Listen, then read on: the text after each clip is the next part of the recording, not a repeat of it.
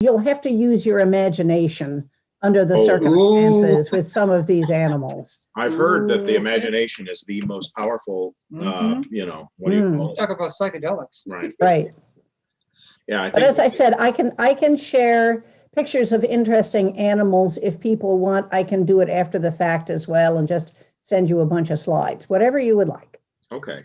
Yeah, we're live now, according to the man upstairs, who happens to be my husband. Welcome, everybody. Those of you who are tuning in live, this is Sidewalk Science. We are a science outreach and education program that is sponsored by two humanist organizations. The mothership, as it were, is the American Humanist Association, based out of Washington, D.C., and our regular panelist and resident biologist, zoologist, anatomist, Abby Hafer, is a member of the AHA board. And the rest of us are humanists in different chapters. I am the president of the Prairie State Humanists, based out of Chicago. Prairie State Humanists, we've got a meetup page. So those of you watching this may already know about that meetup page. If you don't, check it out. You'll see other science and humanism related topics. You know, humanism is largely about the intersection of human well-being and human prospering, a philosophy that recognizes the worth and dignity of every person, regardless of plumbing and pigmentation and other defining characteristics. And humanism also explicitly supports science and recognizes that if we want to understand what's real and possible in our world, science is the best way to do that. So we're here today with our Sidewalk Science program. And part of our new format that we've adopted over the past couple of months is that we're going to begin by talking about a couple of interesting bits of science news. And then we will have one of our panelists talk about a topic for about 20 minutes or so. And then we will discuss that topic today. Until they run out of breath. Until they run out of breath. And today's topic will be presented by Abby. Abby, do you want to tell us what you've decided to call your topic? Well, there are lots of things you can call it, but basically it's more or less why the strictly defined gender binary does not exist in nature. Wow. Excellent. So this is about sexuality then, gender and sexuality. And so we might, sex with Abby Hafer. Then I like it. Right. Yeah. So let's talk for a couple minutes about science news.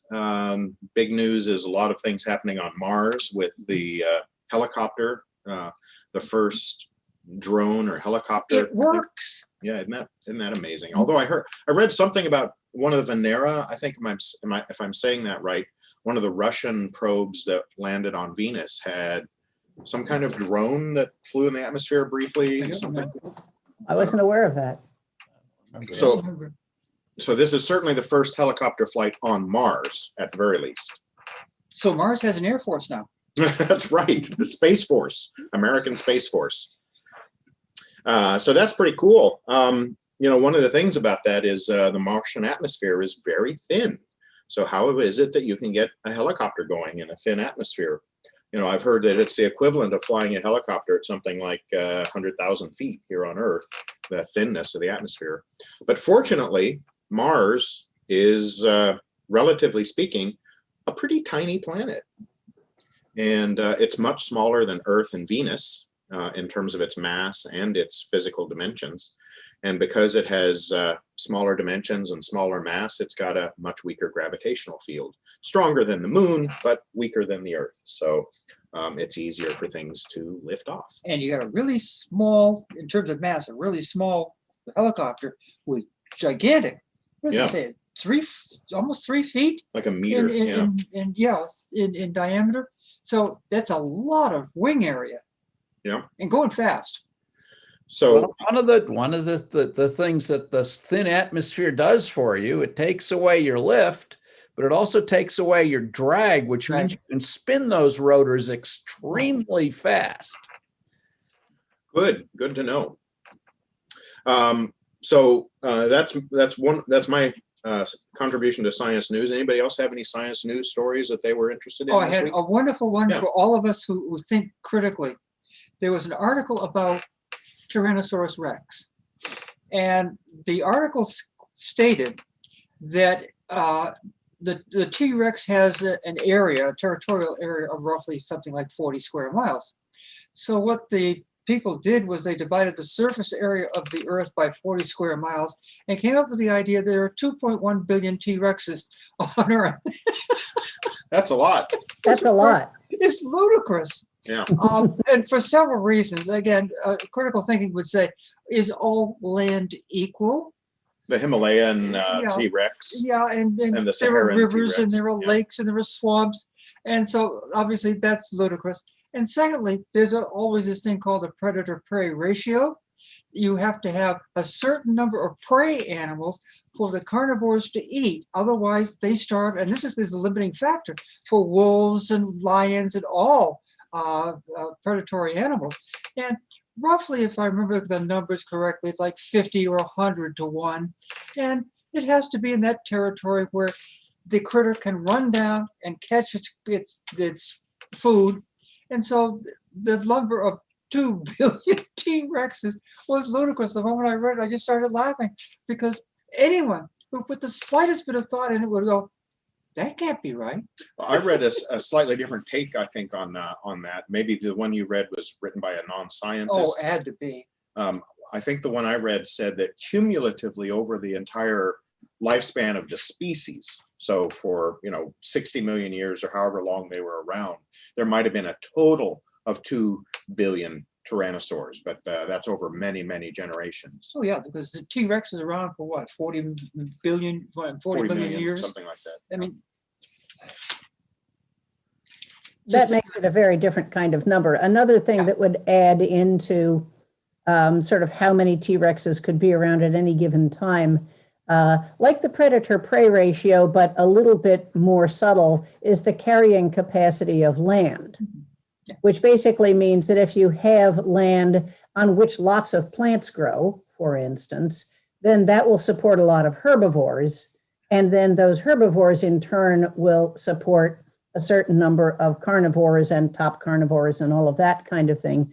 And the carrying capacity of land actually changes depending upon what species are in it. And of course, it will vary from place to place depending upon rainfall and winters and all kinds of other things like that. So as I said, I guess the concept that would probably be most important there is carrying capacity of the land.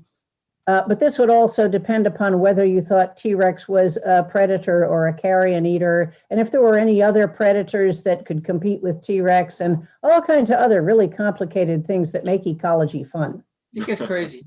The other interesting article, again in biology, was the discovery in Scotland of the first, I'm going to say it, the first cell, which is made up of 2 completely different cells. Multicellular. So the first bicellular multicell animal, and it was discovered in Scotland very recently, and the announcement has been in the past week or so.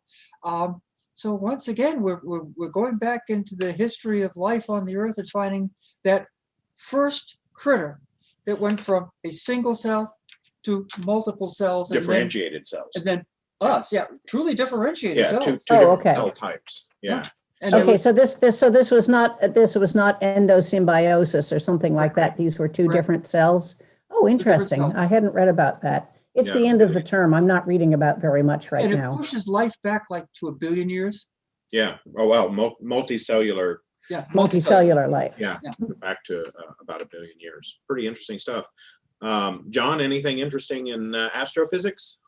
Well, in physics, including astrophysics, one of the most remarkable things to me is that for decades, we've been wondering about the nuclear matter equation of state. How compressible is nuclear matter?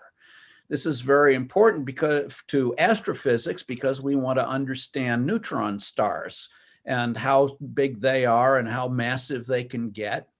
And I'm involved in an experiment that has probed that. And we came out with a result 2 weeks ago where we looked at the most massive known neutron star and found that it was quite a bit larger than expected, which means that neutron matter is about as stiff as anybody imagined it might be. It's much stiffer than most theories predicted. And then a few days later, the Thomas Jefferson Accelerator Lab folks published lab measurements on lead, which probed basically the same thing and came up with the same result, that neutron matter in particular is not as compressible as we thought it was, that it's stiff.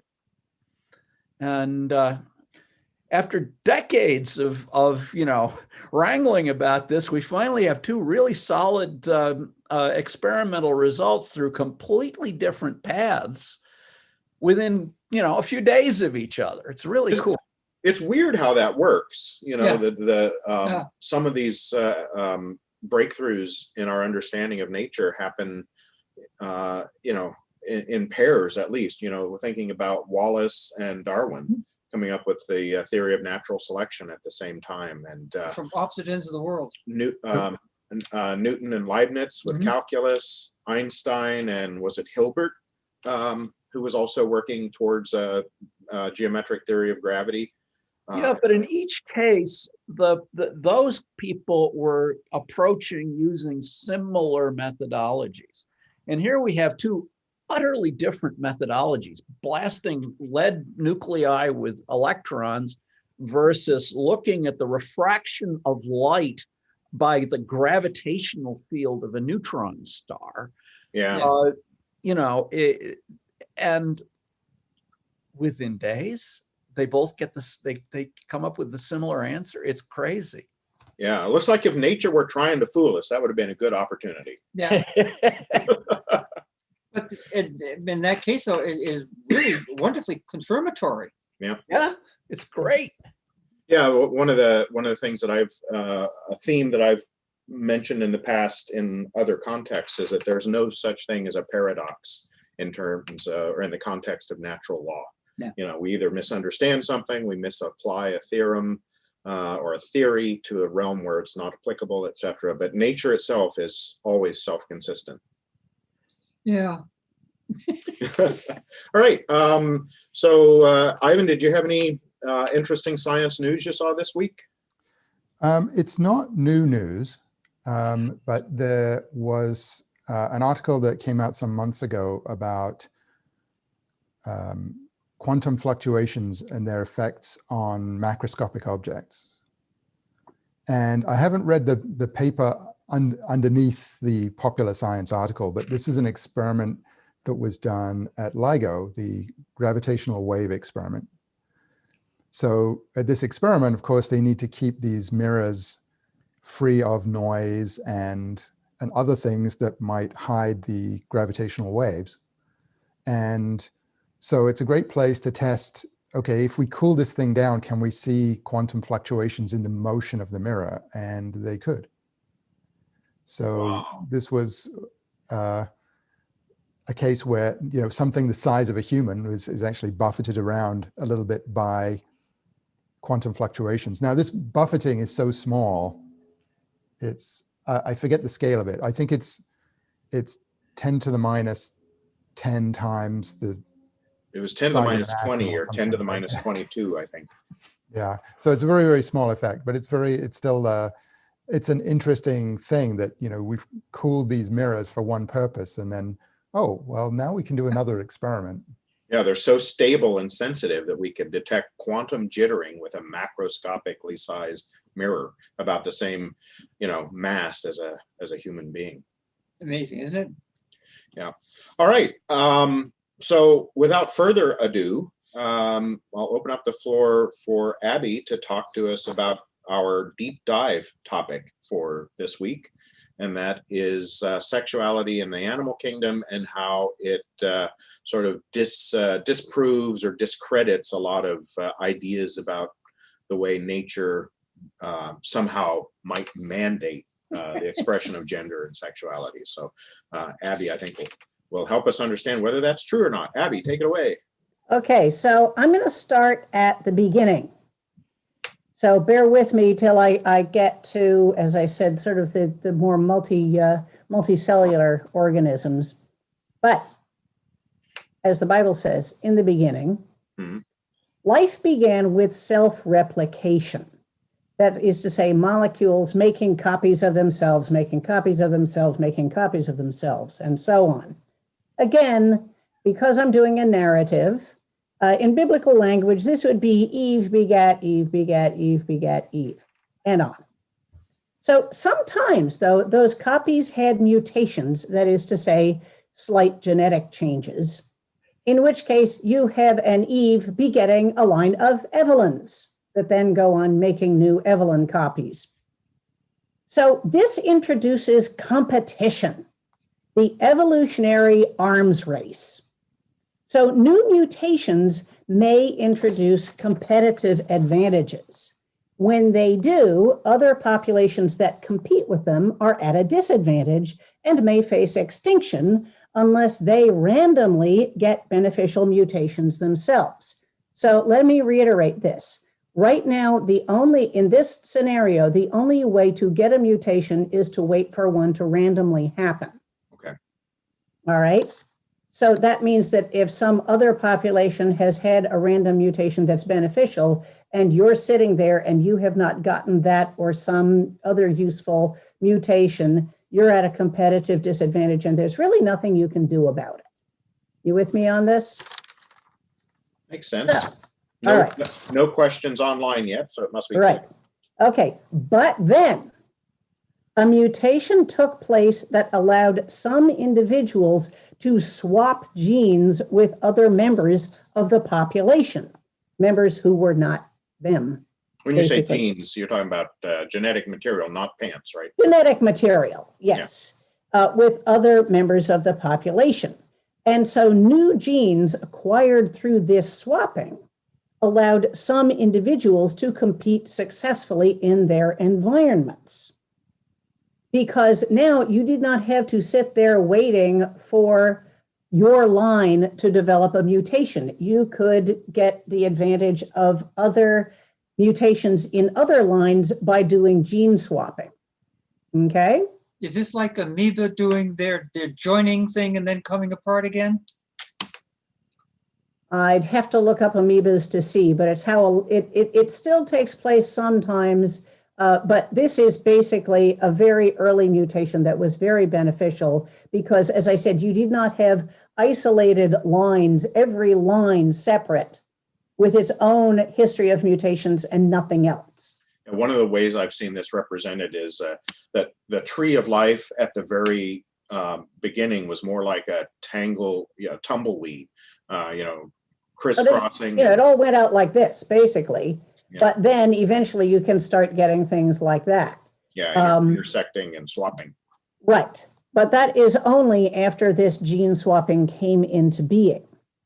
But new genes that were acquired through swapping, which is much faster than just waiting for mutations to occur in your line. And it also means that you can wind up assembling combinations of beneficial mutations. So you have great combinatorial power this way. And so new genes acquired through this swapping allowed some individuals to compete successfully in their environment. And those individuals with their newly swapped genes got ahead in the evolutionary arms race. And as the Bible says, and it was good. And that is how sex was born. Yay! And it was good. So we didn't invent sex. No. So according to evolutionary biologist W.D. Hamilton, one major benefit that sexual reproduction gives us is the ability to stay ahead of parasites. Because parasites work by adapting very precisely, in many cases, I should say, to a very specific host species. The only potential hosts that are likely to survive are those that have the ability to mix their genetics quickly through sexual reproduction and spread beneficial mutations through the population quickly, also by sexual reproduction.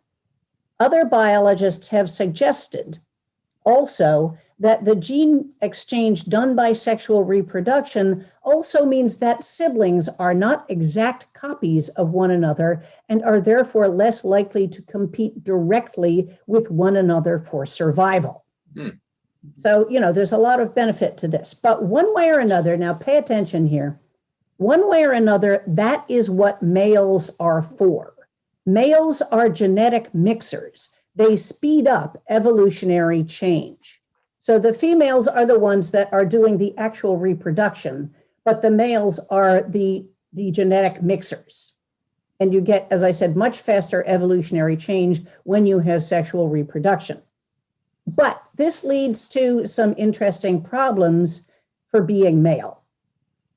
So since a male's genes can only survive by contributing to somebody else's reproduction, males, and I'm going to be talking for the next little while about multicellular males.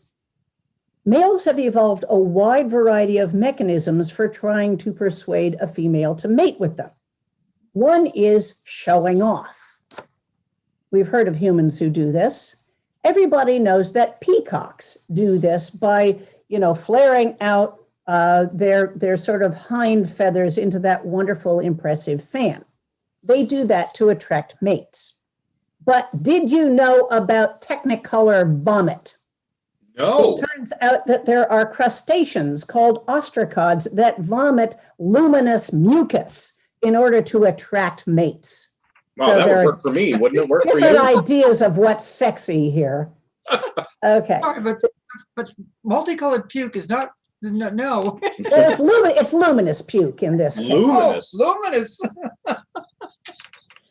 Okay, there's also showering females with gifts.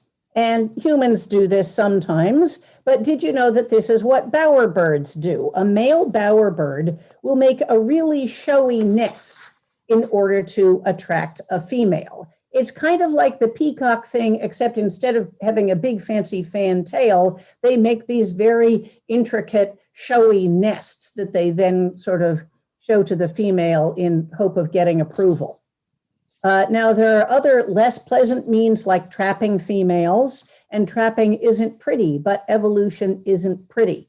Yeah. There's also growing longer penises than the competition, and this is what barnacles do. Barnacles are stationary as adults, so getting sperm to the nearest female is a challenge for male barnacles. They also have to compete with one another to do this, and they are up to the challenge. Barnacles can grow penises up to 8 times the length of their own bodies. Oh, wow. So barnacles have the longest penises in the world compared to their body length. So remember this the next time that somebody brags about the size of theirs. So I've explained why sexual reproduction is useful. Let's move on to the whole question of what is natural. So what I'm going to do, okay, let me just how can I put this?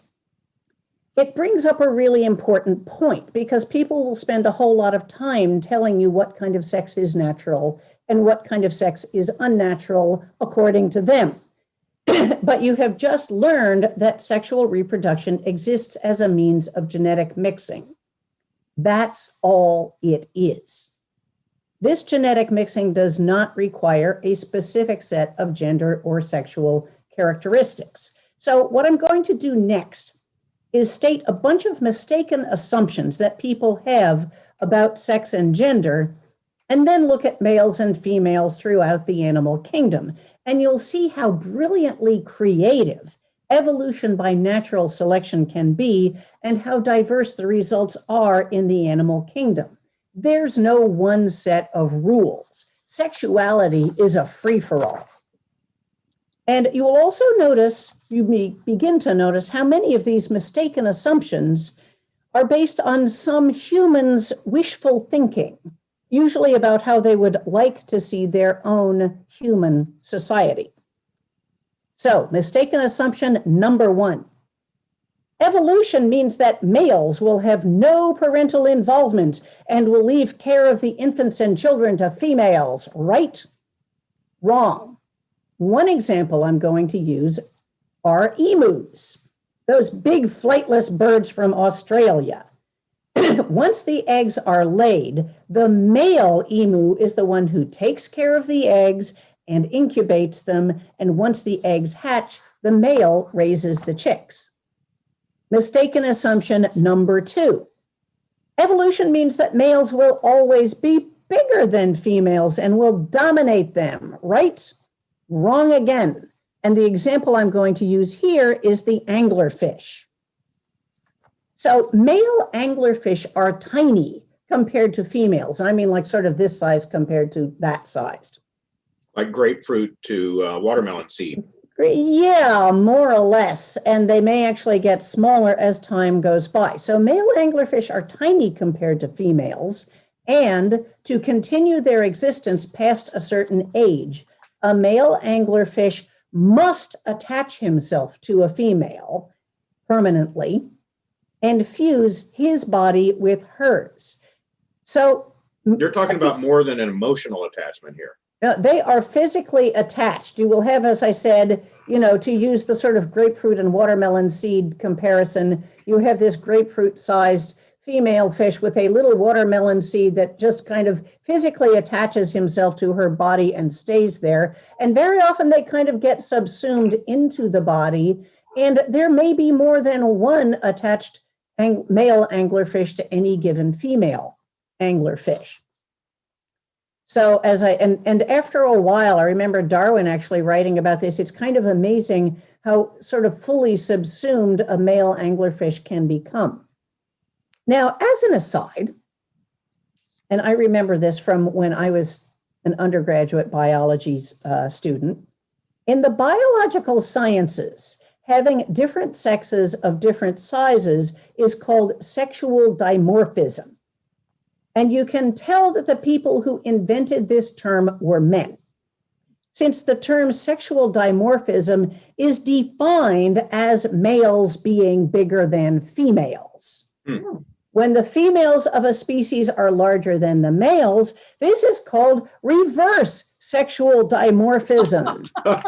In other words, human male biologists just assumed that males being bigger than females was the natural state of being.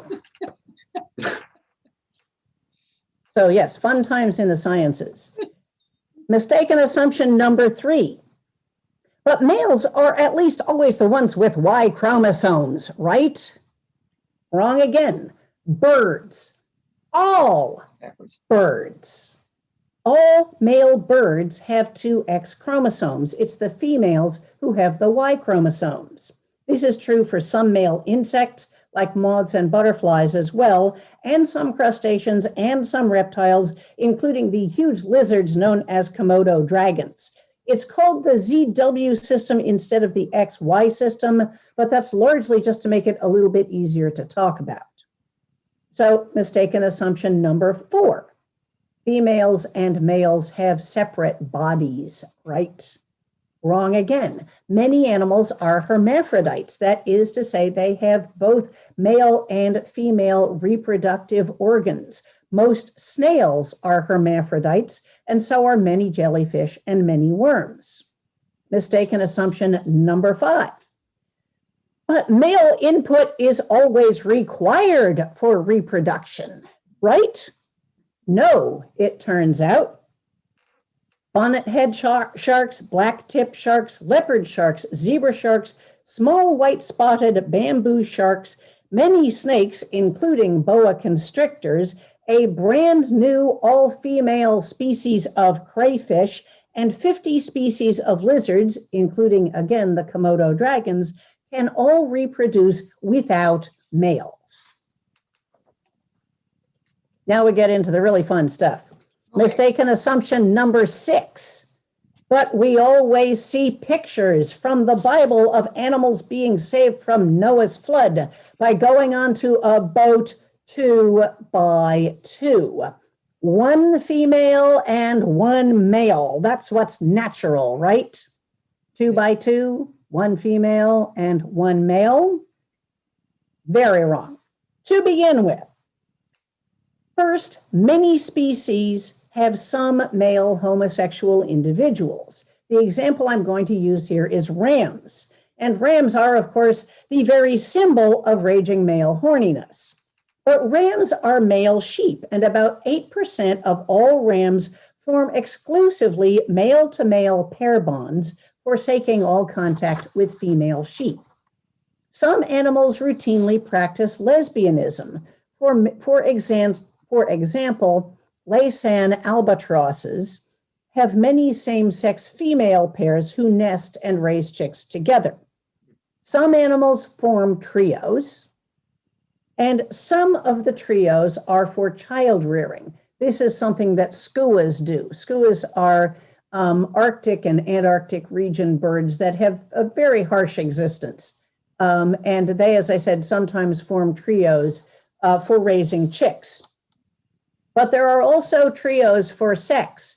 And for instance, there is one famous, if you're a zoologist, photograph of a North Atlantic right whale who was having a female who was having simultaneous sex with 2 males at the same time. So as I said, there are trios for sex as well in the animal world. And just by way of definitions and explaining things, 2 males with 1 female is an example of what is called a multi-male breeding system, where each female may have many male partners. There are also multi-female breeding systems, that is where 1 male may have many female partners. For example, northern fur seals. So one male northern fur seal may have many female reproductive partners. But when people start getting nervous about these things, they then wonder about primates, our nearer relatives. And it turns out that our fellow primates have all kinds of different breeding systems. There are multi-male breeding systems, there are multi-female breeding systems, and there are monogamous breeding systems. So as I said, our fellow primates have all those different systems. And you should know that homosexuality, lesbianism, and bisexuality are all found within non-human primates as well. So, mistaken assumption number 7. But at least males are males and females are females, right? None of this cross-dressing or transsexual stuff, right? Very wrong. Transsexual fish are common. So first, let's start with the easy stuff. Barramundi. These fish transition from male to female. Most individuals mature, that is to say, become something bigger than juveniles. Most individuals mature as males. They become female after 1 or more spawning seasons. So most of the larger specimens are therefore females. Second, blue gropers. These change from female to male. The females are not even blue. So blue gropers are a type of wrasse, and wrasses are famous for changing their sex, usually female to male. So all blue gropers begin life as females. Here's how you get a blue groper male. Usually you will find only 1 or 2 male blue gropers in an area and a larger number of female gropers in the same area. Then, when the dominant male dies, the largest female grows, changes color and sex, and becomes the dominant male. So that's how you get a male blue groper. Third, clownfish. You know, those really, really cute tropical like Nemo. Fish. Like Nemo, yes. These change from whatever to male or female. So yes, Nemo himself was gender fluid. So clownfish start life with no functioning gonads. They are neither sex. There is 1 breeding pair with a large female, a smaller male, and a bunch of non-sexual or sometimes male smaller individuals. If the female dies, then the male becomes female. If the male dies, then the largest non-breeding fish becomes male. Got that? Wow. Next, it gets even better. Dwarf hawkfish. These are even more gender or sexual fluid. Hawkfish live in harems with one dominant male mating with several females. When it comes to sex change, the size of the harem matters. Listen carefully now, because the plot for this is worse than a soap opera. If a male hawkfish takes on too many females, then one of the largest females will change sex, become male, and take over half the harem. But if that new male hawkfish loses a few females to other harems and is challenged by a larger male, then it goes back to being female. That way, it doesn't lose precious energy fighting a losing battle. So the ability to change sex in both directions maximizes an individual's ability to reproduce. Wow. So gender fluidity is the name of the game for many species. More fun. Wow. Mistaken assumption number 8. Okay, so it's clear that nature does not define sex roles, and it's clear that gender fluidity is real, but at least there are only 2 sexes, right? I mean, at most 2, maybe 1.5 or 1, but 2 at most, and it turns out that is wrong as well. One of my favorite organisms is called Tetrahymena thermophila. And it has the most creative sex life that I know about because it has 7 sexes. You heard me, 7. You can now tell why it's one of my favorite organisms.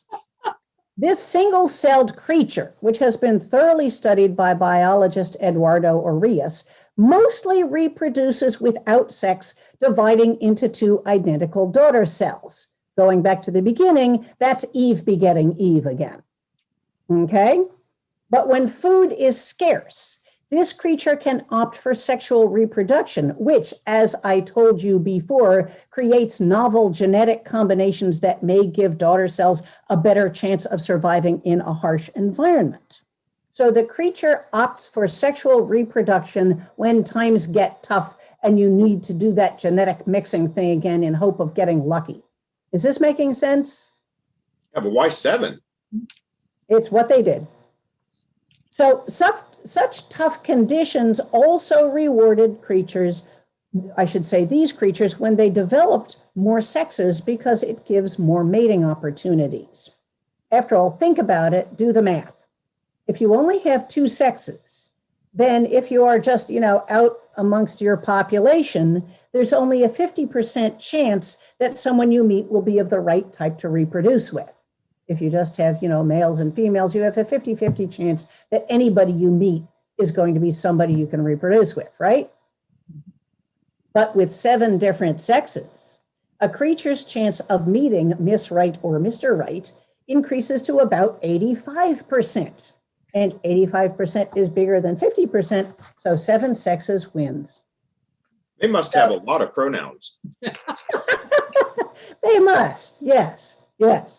Anyway, so yes, Tetrahymena thermophila is the swingingest creature I know about. So I think I've done a pretty good job of destroying what is called the argument from nature. There is no such thing as an unnatural gender role if you look at real nature. So anytime that a religion or anybody else says that non-heterosexual sex is wrong because it is unnatural, it is clear that they are making things up. And I'm going to add to this that one of the things I've written about a little bit so far and will be writing about more in the future is this whole legal concept, this whole school of jurisprudence called natural law, which has a whole lot of really bad ideas about what actual nature is. And so I feel as a zoologist, I can get involved in this. But anyway, so it's clear that we should not make assumptions about naturalness or unnaturalness or any given gender role or gender fluidity. And we cannot use an excuse of what is quote unquote natural as an excuse for the bad treatment of women or men or anybody in the LGBT community. Which then leaves us with the whole question of what do people say about the supernatural, which is where they get their next round of excuses about these things. But the supernatural is not the realm of science, so I'll stop here.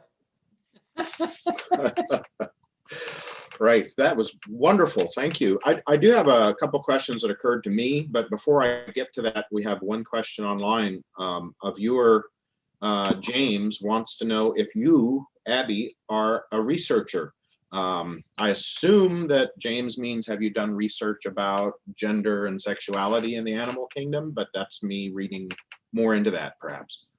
Okay, well, unfortunately, I have not done any actual, as in lab or field research for a while. Most recently, actually, I worked in a respiratory physiology lab where I was looking at respiratory sensations and a condition known as dyspnea, which suddenly became much more, a lot of people got interested in it because of COVID-19, but I haven't done research in it for quite a few years now. That's the last time I actually did bench or field work. If by research you mean going into libraries and reading about stuff, I'm doing that all the time these days because I am doing a lot of writing. Great, thank you. A question that occurred to me is, we see homosexuality cropping up frequently in the animal kingdom and certainly in the human population as well. Have you investigated any of the scientific conjectures about what benefit, if any, homosexuality may confer toward a breeding population or a gene pool or anything like that? I haven't done enough research on that to be able to give you definitive answers, though it is true that sometimes having some spare adults around is not a bad thing. Adults, even though evolution, is based on reproduction, nonetheless, having a few, in a human population, for instance, having a few extra aunts and uncles around, just as we have discovered that grandparents are actually quite useful to human populations. For humans, it's quite likely that having extra aunts and uncles may be useful as well. As for other animal populations, I couldn't really say. I don't want to get into that without having a more definitive answer. Okay. Of course, we here in Chicago, we have a ball.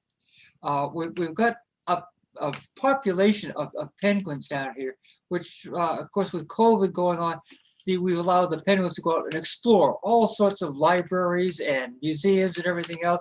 So we get the television news of little penguins popping around places and saying hello. But one couple is two males. Yeah. And there's very famous, and they go, well, we don't know if we should trust them with an egg or anything else. And evidently, somehow they acquired one. I don't know what was actually given to them or they swiped it. But they ended up with a chick, which they raised just happily as all get out. And of course, now it's nesting season. So we've got all the cameras going on with the nesting. And we've got lots of rocks, and we've got twigs and everything else.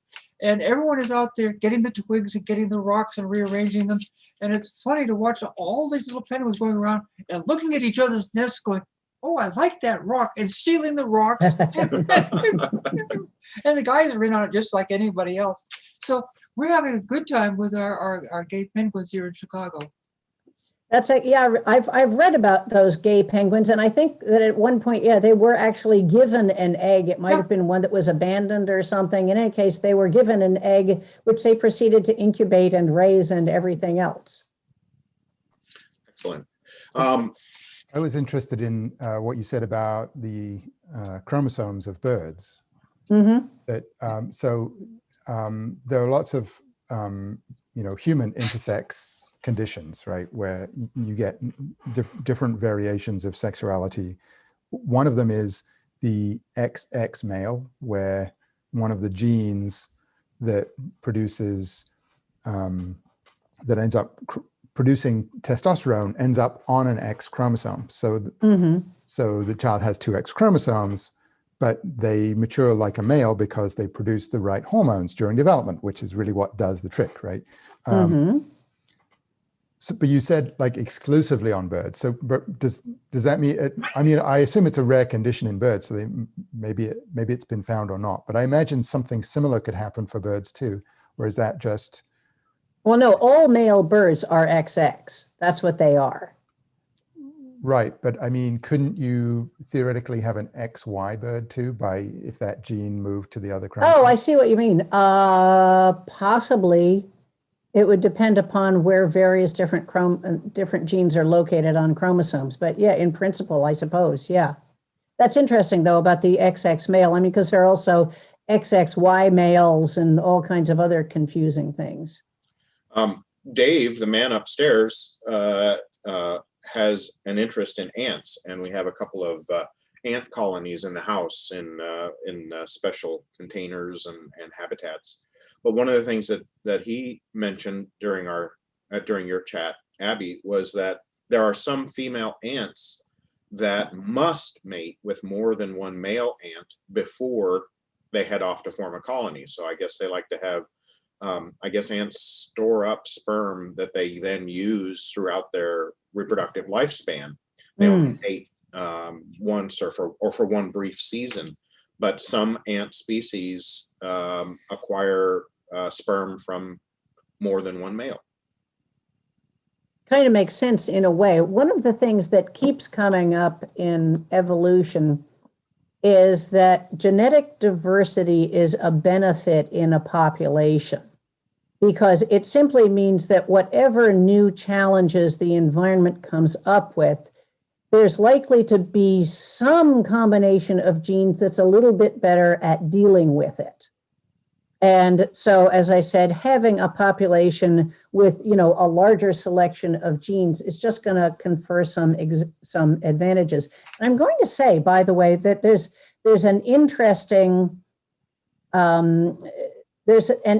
thing to notice here, and I kind of hinted at it, but it's maybe worth saying out loud, is that if you have just straight on parthenogenesis, self-copying, this is actually incredibly successful as a reproductive strategy. You don't have to worry about only being 50% of your offspring, as is the case for, most humans who reproduce. It's 100% you in the next generation. And there's, you don't have 50% of the population not actually reproducing, but just contributing sperm. So as a reproductive strategy, an all-female self-copying population is actually really, really successful.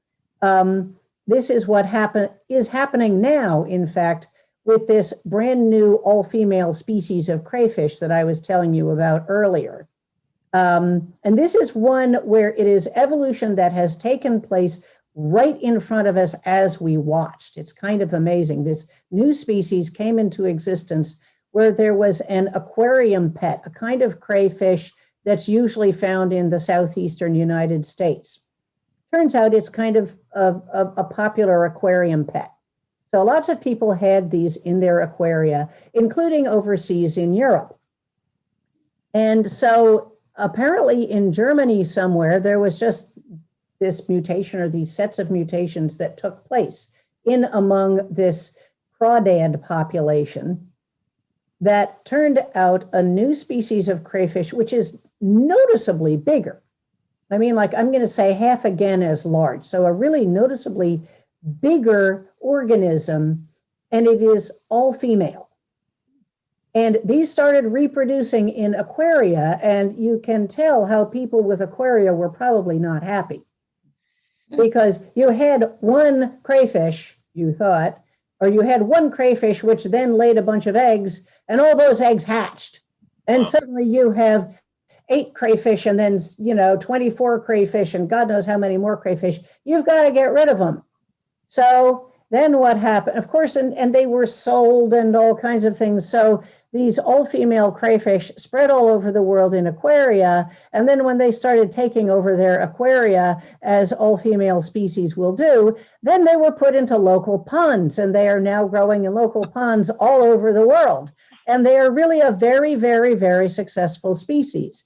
Now, what evolutionary and ecological thinking will tell you is that sooner or later, this can't keep working, that basically sort of these monoclonal species do not do well in the long run, because eventually there's some environmental challenge that they cannot meet.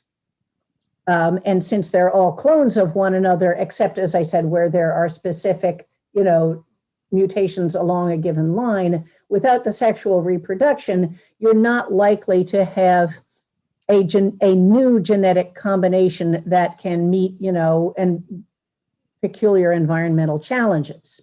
So over the long run, all female species should not be successful. But then the question is, what counts as the long run?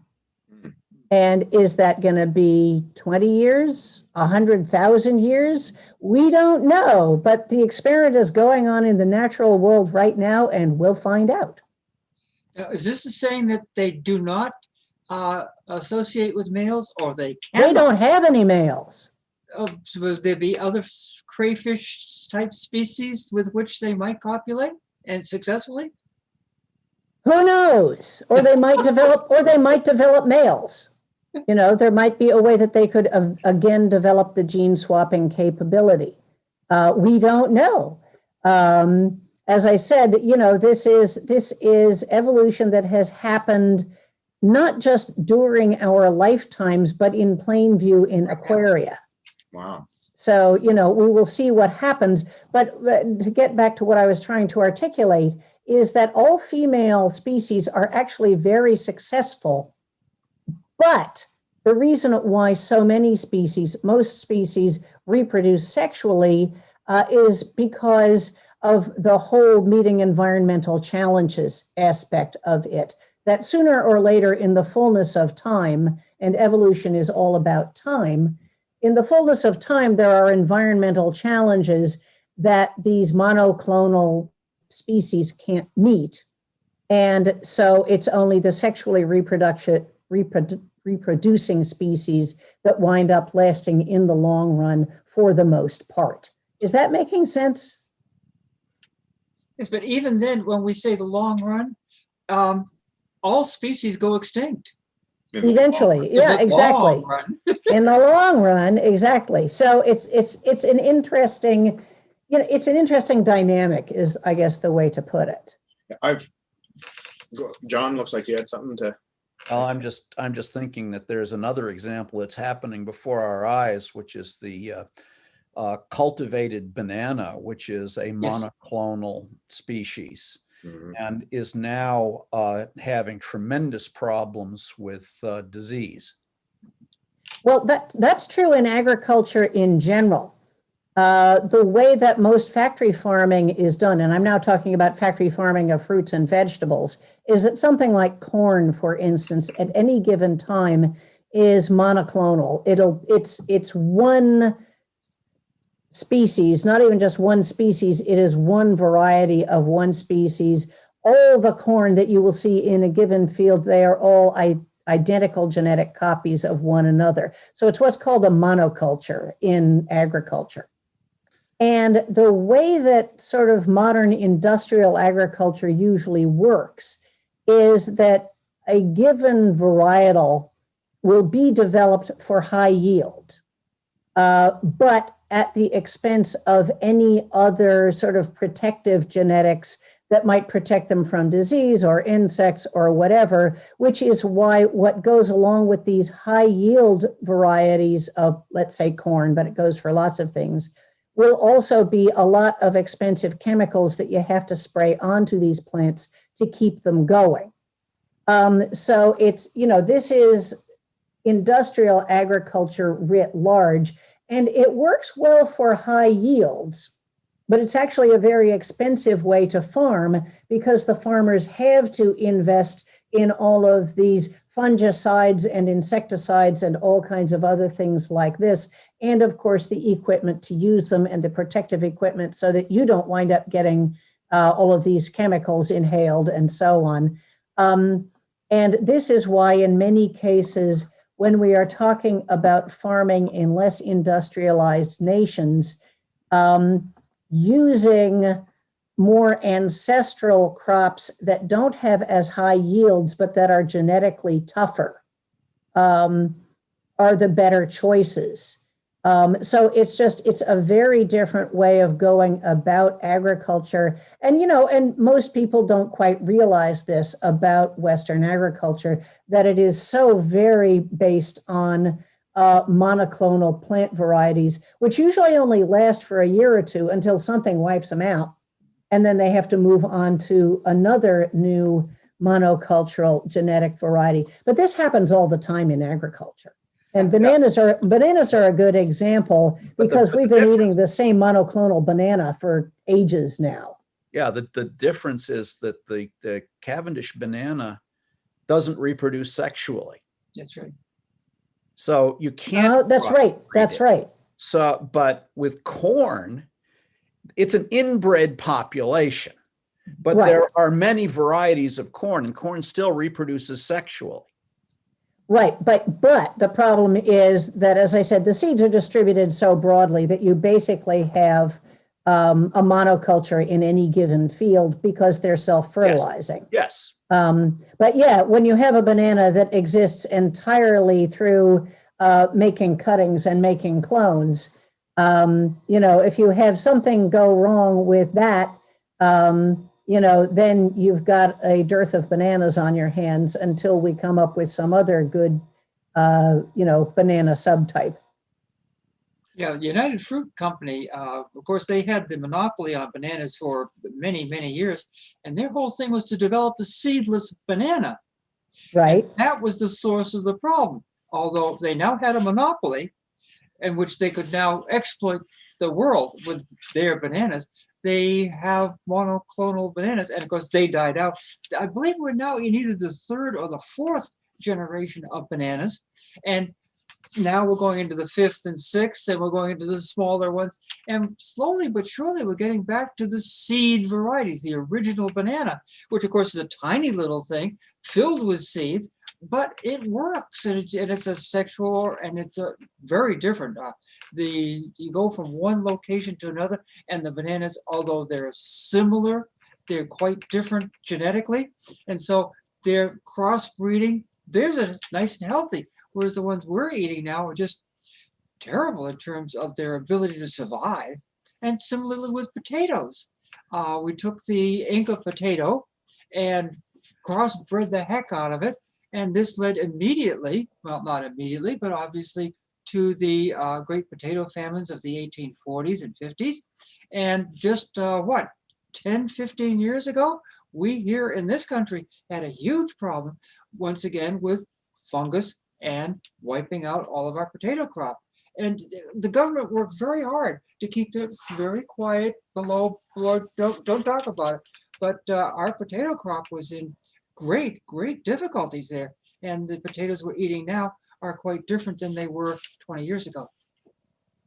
That's interesting. I knew that obviously about the Irish potato famine, because that was a case where there was, one monoculture variety that was particularly good at growing in the conditions in Ireland. And they produced a lot, and it was a great potato. But as I said, then you have one fungus come along that it is not, genetically equipped for dealing with. And that's the end of the potato crop for a very, very large region, because that's the only kind of potato they were growing. And Wine is also the same kind of thing. The fungus got into the wine grapes of France and wiped out the industry completely. when was that? This is the late 16, early 1700s. And what they did was they took Concord grape and planted the Concord grapes and then cut them off. And now the top part of the plant is the French grape, and the root system is all the Concord grape. So they got around it in that manner. And now it's evidently a new species or something. I don't know what it is now, but that's how they got around it. So they got around it by grafting originally. By grafting to the Concord grape. Huh. Well, Concord grapes are tough. Oh, they are. And anyone who's tried to make grape jelly knows. A lot of sugar. One of the Right. one of the thoughts that I had is tending more towards the philosophical when dealing with issues of gender and gender roles and the benefit of having a diverse population. You know, when it occurs to me, and this is just me thinking out loud, it occurs to me that although genetic diversity and genetic mixing can be valuable at the species and population level, you know, when you get to the something as complex as a human being, or maybe even some of the more advanced mammals that have complex behaviors and whatnot, that nature experimenting with many different behavioral modalities could be interesting. It's not just about mixing genetics. It may also be about creating an arena, as it were, where different modes of expression, whether it's sexuality, artistic expression, cultural expression, that there's so much more to humans and certain other animals. There's just so much more to who we are and our identity than just our gender and our gender role and our sexual organs and sexual reproductive capabilities. There's so much more that goes into making a human being, not to mention a human culture, that the opportunities for exploring that space are so multidimensional that you know, there's a great latitude in ways to be a good person, or maybe good is not the right word, successful ways to express yourself as a human being and flourish. Sure. I think you covered that very well. Well, it just, you know, we talk a lot about, especially in biology, a lot of times it boils down to discussions about genetics and survivability of populations and whatnot. But one of the ways humans survive is not because of our genetics, which has been largely unchanged for 100,000 years or more, but because of our culture and our artistry and our ability to create artifacts and whatnot. There's an interesting series of television programs going on right now with National Geographic with the whales. And once again, discovering that whales have culture, and that within any different species, there are different groups that perform in a habit, and they pass on all of these traits to their offspring. And we're also finding, of course, yes. pardon me? I said, oh, yes. Yeah. I remember one time reading a really interesting paper about killer whales, orcas, where it turns out that they're not just, it's sort of like there's the beginners, intermediate, and advanced courses in hunting. Huh. And so, you know, the baby orcas will be taught to hunt, you know, in various ways. But even as teenagers, the sort of orca equivalent of a teenager, their parents will then show them sort of the advanced course, which is where they will actually, you know, if there's a seal population on a beach, they will actually surf in on a wave. They will intentionally beach themselves in order to get a few more seals, and then, you know, wait for another wave to come in to let them go back out. But this is, as I said, something that is not taught to younger orcas, but only when they get to be teenagers, they finally get, as I said, another lesson in hunting that they hadn't gotten earlier. Mm-hmm. But in general, what you've been talking about with culture and all of these kinds of things, as you said, it's really interesting because physiology does not change that fast usually. You know, human physiology has not changed that awfully much in quite a while. We did get that mutation that allowed some adults to digest milk. That turned out to be a really good one. Yeah. that kept a lot of Northern European populations alive and spread rather rapidly. But as I said, you know, there are not that many physiological mutations that you can see happening in most multicellular species. But when you are dealing with multicellular organisms, there is also the phenomenon of what is called behavioral plasticity, which is to say there are a lot of organisms that can change their behavior to deal with an environmental challenge. So rather than waiting around for physiological changes, they just do something different, is about what it comes down to. So, you know, birds may decide that rather than building nests in trees, they'll become hole nesters or something like that, or they run out of holes and they become nest builders. Things like this. Behavioral plasticity is one way for a species to be successful. And one example that most people don't like is that of starlings, sort of a really successful invasive species. And they largely are successful. I mean, they were originally brought to Central Park. And it was thought that all of that pavement around Central Park would keep this species contained. Boy, did that not work.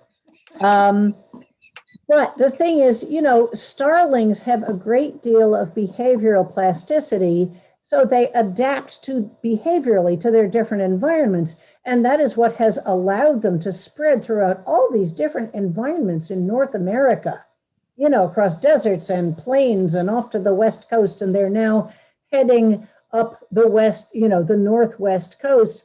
And they keep finding ways of exploiting the environment just by changing their behavior in various ways. Starlings are fairly smart. And this brings up the whole business of, well, adapting by adapting behavior rather than by adapting physiologically, because obviously behavior can happen a lot faster. And then as Scott and Joanne were saying, then when you start dealing with culture, then you're starting to deal with different people having different, you know, jobs that they do or different things that they are able to create, such that the culture as a whole is better off, kind of like a multicellular organism. The different people do different things, and when things are going well, it's mutually beneficial. And I'm also going to add that cultures can sometimes fail to adapt as well. And so cultures as well have to have a certain level of plasticity in order to be able to adapt to new challenges as well. And if they don't, they're going to be goners eventually too. Yeah, and all the possible modes of expression of individuals. And my suggestion is it's not just modes of expression about sexuality, but it's modes of expression at all, about things you learn, things you can do, skills you can acquire, that the constellation of available modes of expression is so gigantic that it cannot be pre-programmed in minutia genetically, right? Yeah. Mm-hmm. So because some of our modes of expression are beyond the level of genetic pre-programming, sort of the sky's the limit, as long as it's physically possible. You know, we can't learn to do a high jump to the point where we can literally jump to the moon, right? There are some physical limitations on what we can do, but you know, we have evolved the capability to be very creative with the ways that we can be people, the modes of expression, again, artistically, culturally, intellectually. Some people, you know, do mathematics, some people do painting, some people do writing, etc. And it lends itself to a very diverse and capable culture that can cope with many things. And maybe, and this is kind of my hypothesis that I'm, you know, half baked at the moment, maybe one of the things about human sexuality is it's just another way that we can take our basic capacity for variability and be highly creative and innovative and individualistic with it, and there's no sense in calling one expression better or worse, or making any moral judgments about it. It's just a way to be a person. It's a way to be a person. Another thing to keep in mind that essentialists forget to their detriment is that in evolution, there is, or there does not need to be just one function for anything, whether it is a physiological, an anatomical part, or whether it is a behavior. Things that exist acquire more functions is about the way it comes out. Sometimes this is called being pre-adapted or this kind of thing, but it's not a great term. What I'm getting at is that, for instance, let's talk about the beak of a parrot for the moment. Okay.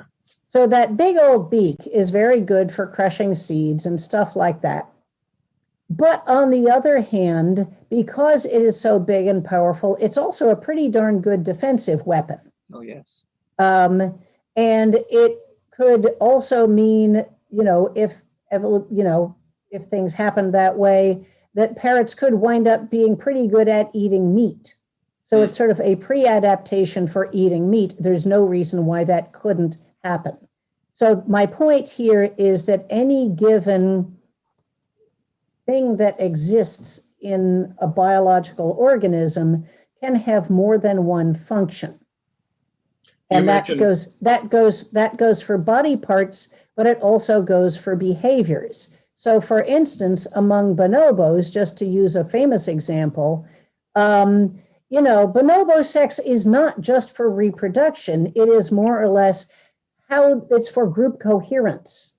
Okay. That is basically how they express various different relationships. It's how they express friendliness. It's how they express being sorry about having done something. They express many different things through sexual behavior. So it has acquired other functions. And it's really not at all appropriate to say that one function is natural and another function is not natural. Biological things acquire more functions once they exist. And that's just the way evolution is. And it's all natural. It's all just acquiring new functions. Right. Like it would be preposterous to say that genetic natural selection generated in human beings fingers so that we could play piano or type on typewriter keys. Right. I mean, that's something that many of us can do, but to say that that is a consequence of some naturally selected ability, I think is a bit of a stretch. But we did likely evolve to be very polydextrous, being able to use our fingers to manipulate both large objects and small, fine objects, and have good motor control and great sensitivity in the pads of our fingers and whatnot. So evolution equipped us with the capability to do any number of things without having any selective pressure towards typewriters or music keyboards or flutes or anything else. Right. No, that's a very good point. That having hands like these are pretty handy for survival for a species like ours. But on the other hand, once these hands exist the way they do, they are going to find other things to do, like playing pianos.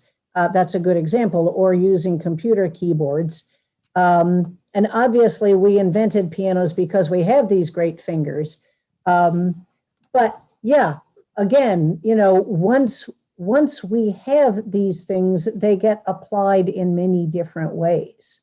And because we're humans, we even invent new ways. Years ago, I read an article where it was pointed out that the transparent proteins in eyes appear to be expressions of proteins that have specific functions in other tissues, but which are in the eye mostly just because they're transparent. Mm-hmm. So if it's transparent, it can be used in an eye, and maybe it has some other function someplace else that it's originally evolved to. But a lot of proteins are by accident transparent, and that makes them suitable things for building eyes. Interesting. That's a great example. Do you know, any of you, whether or not the clear protein in the lens or the cornea of an eye, whether that genetically, the proteins themselves differ from species to species? I know the eye itself has evolved, 20 times or so. I wonder if the proteins are different. That article talked a great deal about the evidence for this hypothesis. And one of those, part of the evidence was genetic drift, which is that it's different in different species. Mhm. That you can lose the ability to express a particular protein in the eye, and it doesn't make much difference.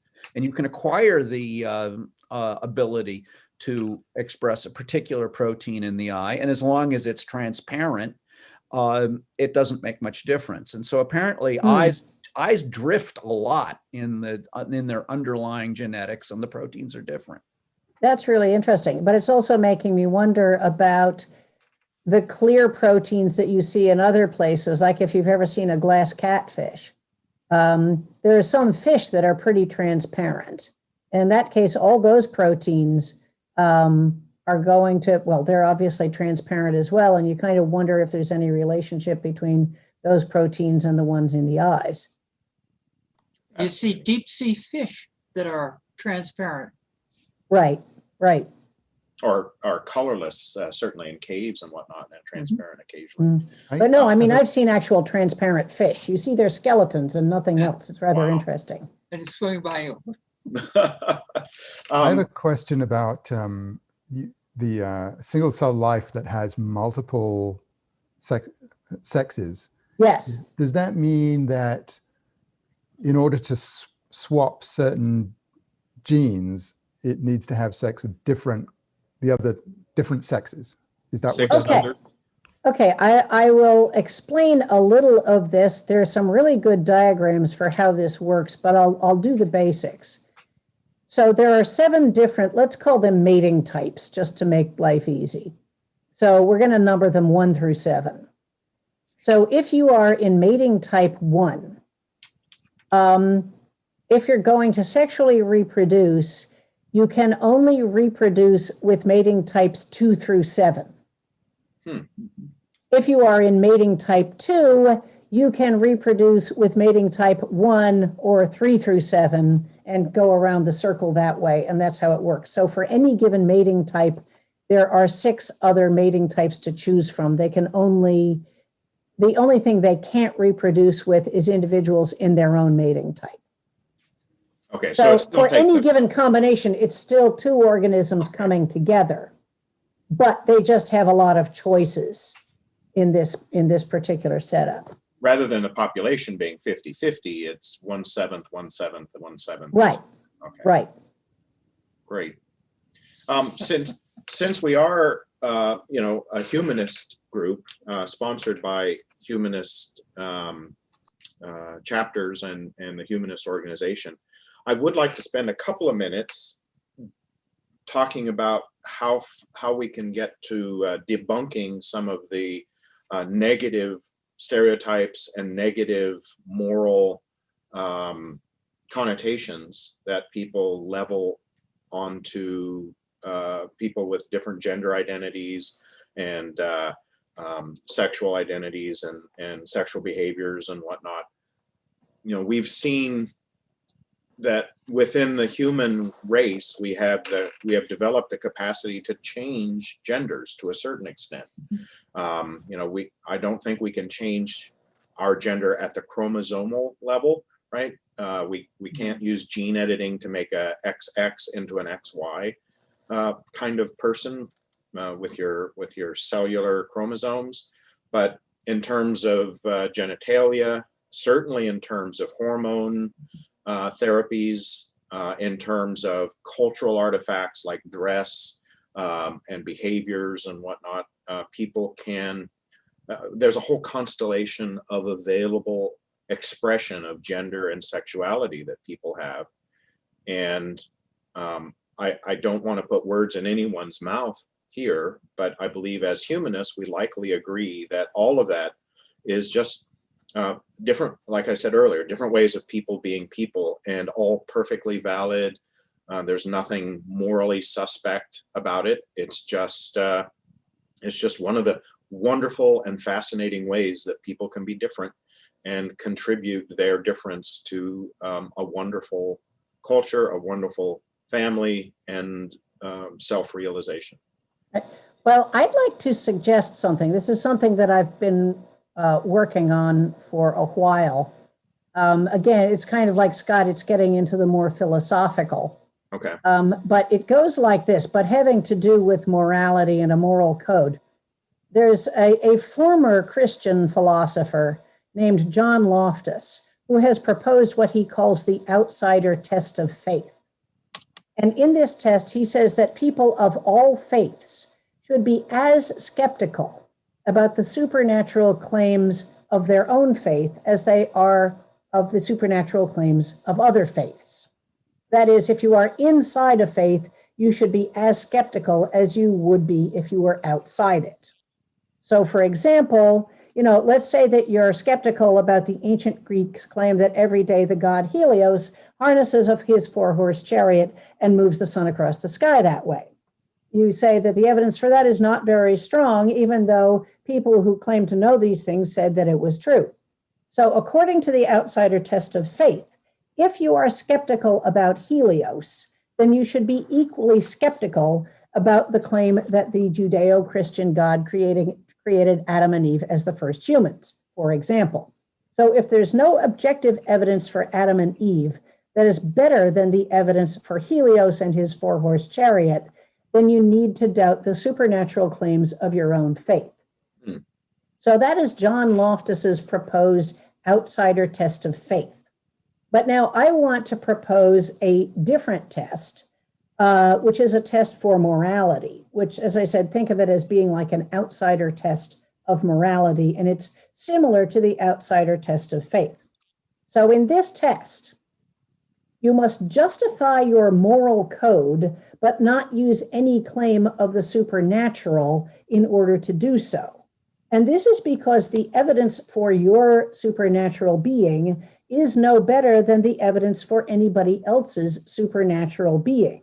So if you won't believe in Helios, then nobody else is under any obligation to believe in your god or goddesses. So all claims of morality based on the sayings or commands of gods or goddesses, and claims of morality based on holy books, all fail this outsider test of morality, which I also call the non-supernatural test of morality.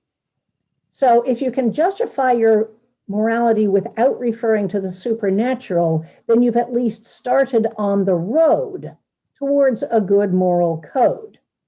So anyway, I think this non-supernatural test of morality is a good test. It's a tough test, it's not impossible, and as I said, it's only the beginning of developing a good moral code, but it's a necessary first step. It reminds me a little bit of John Rawls' philosophy. Are any of you familiar with Rawls? I think Ivan, as a student of philosophy, you are likely to be quite familiar with him. One of his tenets for morality is if you are determining the ability of a society to have you as a member, you should evaluate the rules and strictures and norms of that society, and then not knowing where you will fit, where you will end up in that society, what plumbing you'll have, what pigmentation you'll have, what income you'll have, what parentage you'll have, what geographic location you'll have, and so on, without knowing anything about where you might end up in terms of your heritage, genetic or otherwise, within that society. Is that a society that you would choose to be a member of? Mm-hmm. So the way to evaluate the moral and ethical nobility of a society is to presume you could be a member of it regardless of your status, and would you be welcomed and feel appropriately respected in that society. Mhm. And that's a non-supernatural test.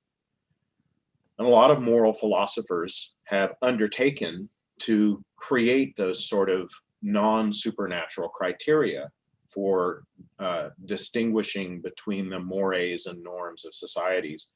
One of the things that we humanists who do not ascribe to anything supernatural, one of the things that we often encounter, depending upon the people we interact with, is, well, if you're not believing in the supernatural, how can you have any morality? Anything goes, right?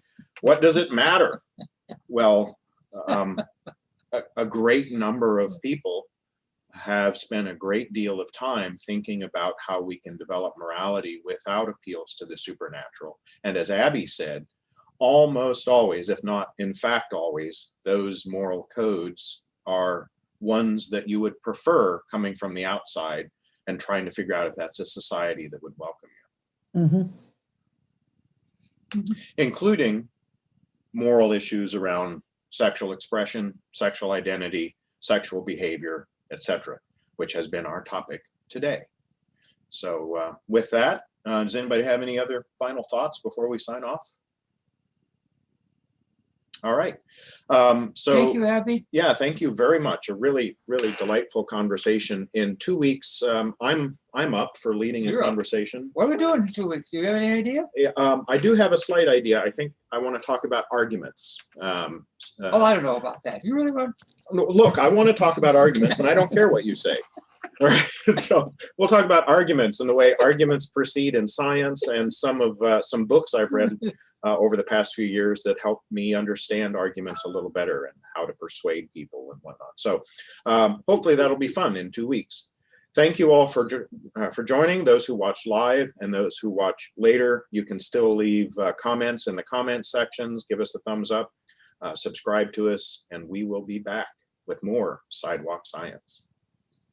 Sean, Thanks Abby, very much. See ya. be well.